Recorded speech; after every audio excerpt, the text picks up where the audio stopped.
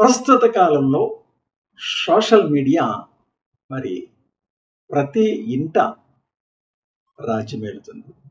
ప్రపంచం అంతా కూడా ఈ వాట్సాప్ రాజ్యమేలుతుంది.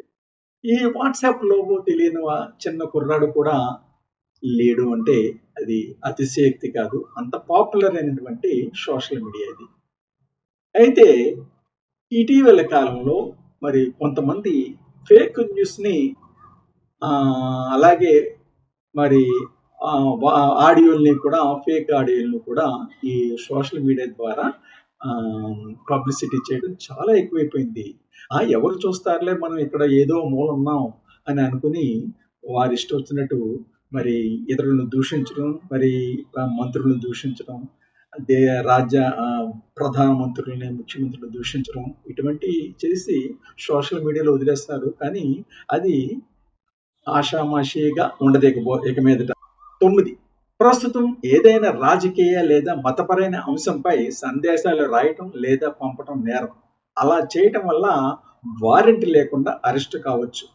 10, పోలీసులు నోటీస్ జారీ చేస్తారు. ఆ తర్వాత సైబర్ క్రైమ్ చర్య తీసుకుంటారు. ఇది చాలా తీవ్రమైంది.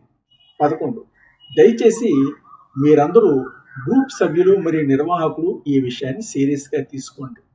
12, ఇప్పుడు తప్పుడు సందేశాలు పంపకుండా ఉండండి.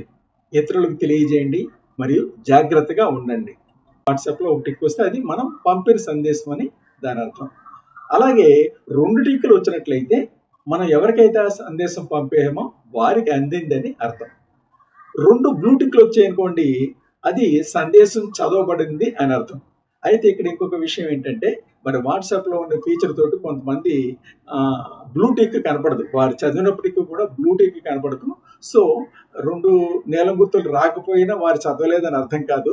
అది వారి యొక్క ప్రైవసీ కోసం అటువంటి సెట్టింగ్స్ వాట్సాప్లో ఉన్నదన్నమాట. ఇక 4వది, 3 నీలిరంగు గుర్తులు ఉన్నట్లయితే మీ వాట్సాప్ సందేశం మీద ప్రభుత్వం సందేశాన్ని గమనించింది అని అర్థం అనమాట.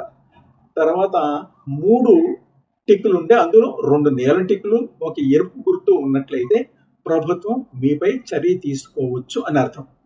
ఇక ఆఖరిది, ఒక నీలం గుర్తుండి 2 ఎరుపు గుర్తులు ఉన్నట్లయితే, ఎరుపు టిక్కులు ఉన్నట్లయితే ప్రభుత్వం మీ సమాచారాన్ని తనిఖీ చేస్తుందని అర్థం. చివరగా 3 ఎరుపు గుర్తులు ఉన్నట్లయితే ప్రభుత్వం మీపై చర్య తీసుకోవటం ప్రారంభించింది మరియు త్వరలో కోర్టు నుండి సమన్లు వస్తాయి. 3 ఎరుపు గుర్తులు వచ్చినట్లయితే యాక్షన్ స్టార్ట్ అయినట్లేక. సో మిత్రులారా, మరి సోషల్ మీడియాని ఆషామాషిగా తీసుకోవద్దు.